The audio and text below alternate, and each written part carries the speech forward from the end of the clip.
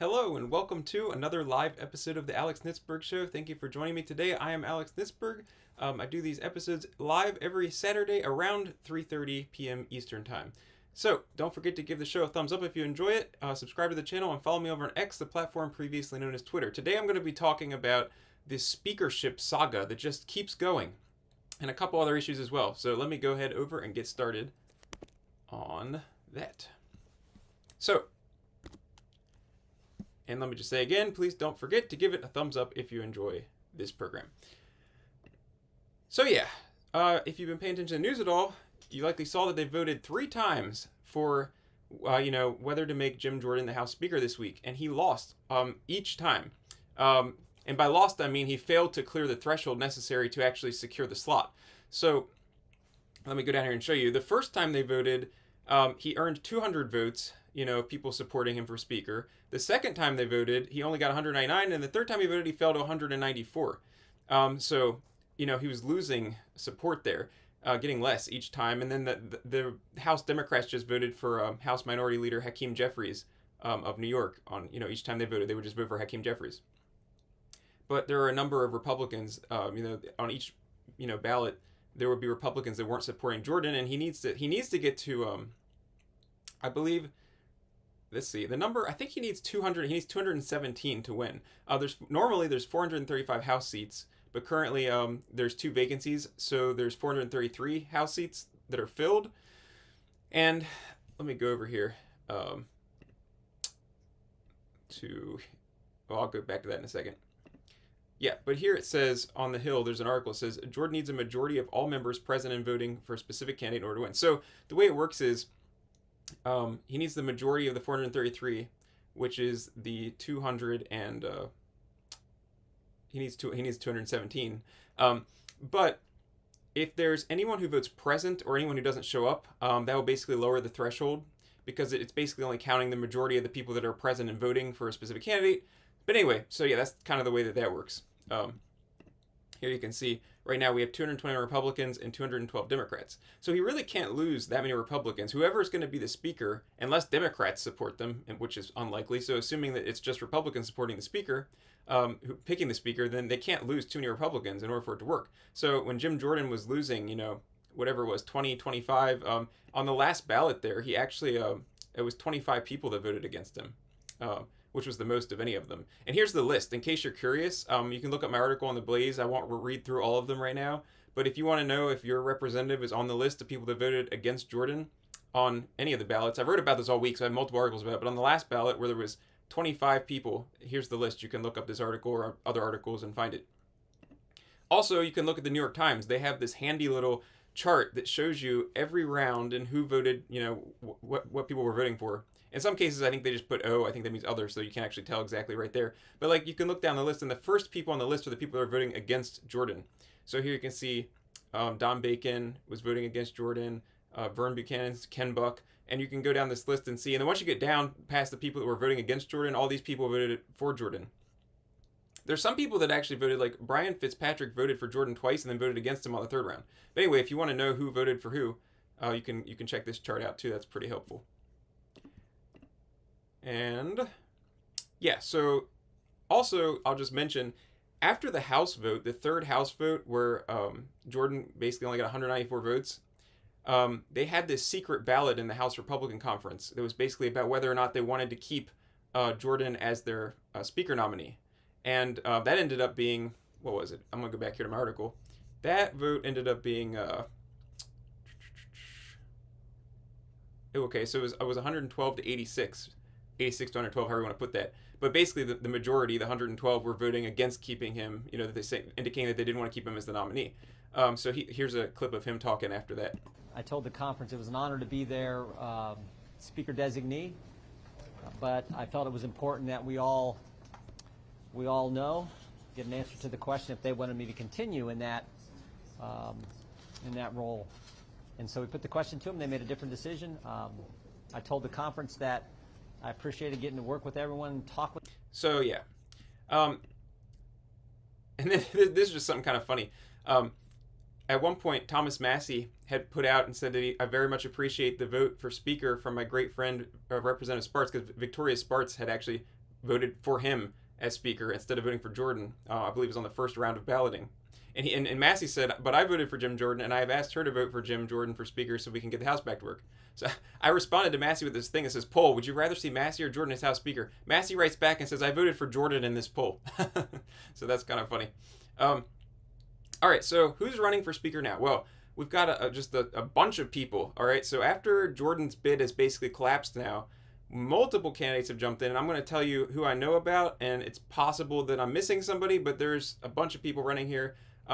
This guy, Jack Bergman of Michigan, is running.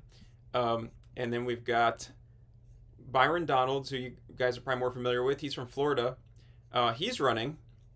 And we've got Kevin Hearn. Where is he from? Is it like Oklahoma? Yeah, from Oklahoma. He's running. Pete Sessions, where is he from? Texas. All right, so he's running.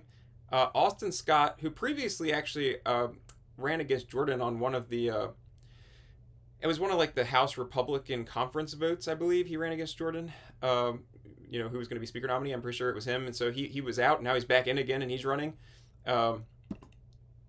And let's see. Oh yeah, I have this. Jake Sherman from Punchbowl News was reporting that Tom Emmer had told members of the House Republican Conference that he was going to seek the nomination.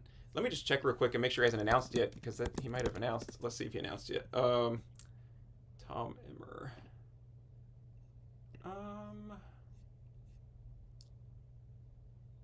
Yep, he did. All right, so there you go. So yeah, he's announced that he's running, so that's official. Also, Mike Johnson of Louisiana. He has also announced that he's running. So, and then like I said, it's possible. Oh wait, there's another one. Okay, never mind. Jody Arrington. So, Jody Arrington is also running of Texas. So, oh, I'm sorry, I take that back. He said he's considering it, okay? He said, with the budget and the border as top priorities for our GOP conference in the country, some of my colleagues have encouraged me to run for speaker. I'm already seriously considering it. So, yeah, so there you go. And then, maybe there's others. Maybe there will be others. That's a lot of people. So that'll be happening next week. You can keep your eye on that.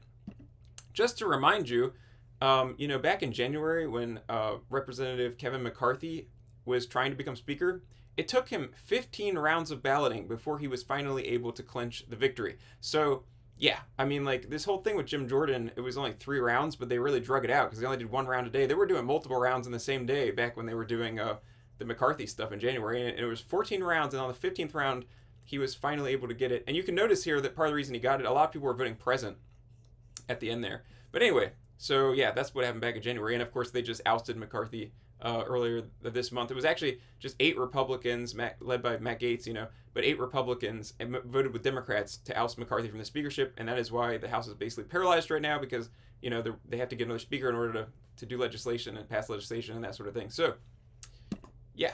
All right, so Trump news. Former President Donald Trump has... actually, before I even get to the news, I'll repeat something I've mentioned before.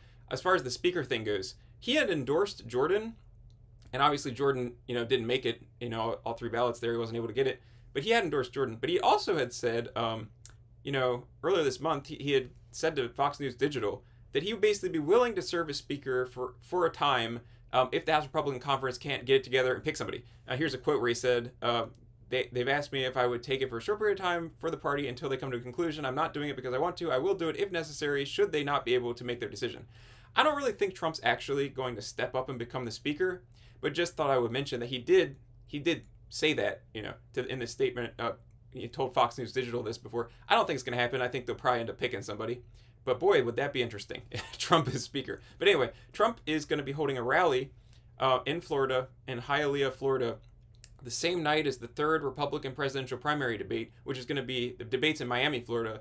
And I looked it up. It's like 10, 11 miles apart from the venues where Trump's going to be having his rally and where the debate's going to be held. So he's the same day, the same night that they're having that, he's going to be having this rally.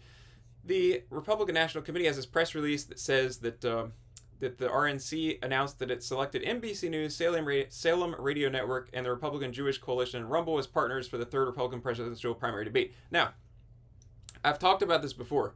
I think the RNC should stop partnering with mainstream outlets, even like Fox News. They partnered a lot with Fox News.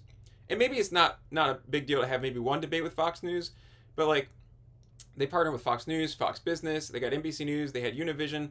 Why not do the Blaze or the Daily Wire, or even Newsmax or One American News, somebody more conservative, they have Salem Radio Network, which I believe is kind of, conservative. Like usually there's conservative talk radio guys on there and stuff. But, the Blaze, Daily Wire, like I said, Newsmax, something, it seems like they could pick some more conservative stuff. But, whatever. So that's happening. Trump is saying they shouldn't even debate. He said, he's saying that the next and probably last, he said here Republicans should not debate. They should unite in defeating the worst, most incompetent administration in the history of the United States. Yeah, so he's, apparently he's not going to be at this debate either. That'll be his third debate that he hasn't attended. He didn't attend the first two. He's not going to attend this one, it appears. All right, so some other stuff real quick. The Florida Surgeon General, Joseph Ladapo, he said here on this tweet that multiple studies show negative vaccine effectiveness after a few months, meaning that people who received mRNA vaccines appear to have increased risk of COVID infection, and the safety profile is terrible. That's not, something that you're probably going to be hearing too much on like mainstream news and stuff because, everybody's pushing the vaccines. But here we have the Florida Surgeon General saying that, so that's noteworthy. Also, I'm just going to mention that this guy here, Jason Owens, his title is the Chief of the U.S. Border Patrol. He has this tweet that says over 18,000 known gotaways in the first 16 days of fiscal year 2024. Fiscal year 2024 runs from the beginning of October of 2023 to the end of September 2024. And he's saying that these are individuals whose identities and purpose we do not know. That is why you need every Border Patrol agent to be in the field and on patrol. So, border security is an issue of national security. It's an issue of public safety. You don't want terrorists coming in. You don't want, rapists, murderers. You don't want, criminals coming into your country, people that are going to do harm. And of course, you don't necessarily want drugs coming in and stuff either, even though a lot of times people are, willingly buying those, but it's just a lot of stuff. You want to control who's coming in the country so you can screen them so that you don't have nefarious actors coming across your border. So that's something important. And this is not news, but it's just, I think, interesting, funny, and I found out, and now you need to know too. Taco Cat, spelled backwards, spells Taco Cat. Look at this. TACOCAT. I mean, look, where are you going to get this information? Except the Alex Nisberg show, you get news, and then you get ridiculous word spelling content. So there you go. I just thought that was interesting, so I thought I'd mention that. All right, Monk. I love the show Monk. It was on years and years ago. If you also love the show Monk, then you will be happy to know that apparently there's going to be a Monk movie coming out. And this show went off years ago, but there's going to be this movie coming out on the Peacock streaming service on December 8th. So look, you can see it's got Randy, Captain Stottlemyre, Monk, Natalie. So if you ever watch the show Monk and you're also a fan like I am, then get excited about that. In 2 months, a little bit less than 2 months, there's going to be a Monk movie coming out. Also, I'll just remind everybody, if you haven't already watched it, I interviewed Israeli Boaz Shaugi to discuss the Israel-Hamas war. Really interesting and informative interview. He's great. He's a great interview. He's really interesting. So if you haven't watched it already, I recommend you go check that out on my YouTube channel. It's just really interesting and informative perspective about what's going on there from a guy who lives in Israel, who's an Israeli citizen. So, yeah. And also, please, if you have not already done so, if you're on X/Twitter, follow me over there. I post stuff there all week. My articles, just, comments, on stuff, whatever. Just I post stuff there a lot. Share news and stuff. So, a lot of stuff I talk about on here, I may have already mentioned it earlier in the week on Twitter. So if you want to know, like, right after, stuff happens and you don't want to wait for my show, check it out on Twitter. And it's not just me. I mean, obviously, there's tons of people posting news all the time on Twitter. It's a great place to go if you want, like, up to date news. So thank you all for watching this episode. Please don't forget to give it a thumbs up if you enjoyed the show. Also, follow me on X, follow me on YouTube. Definitely follow me somewhere that's not YouTube, just in case they ever kick me off the platform at some point. And thank you to everybody who gives me a thumbs up. Thank you for watching. Have a great rest of your weekend. Bye-bye.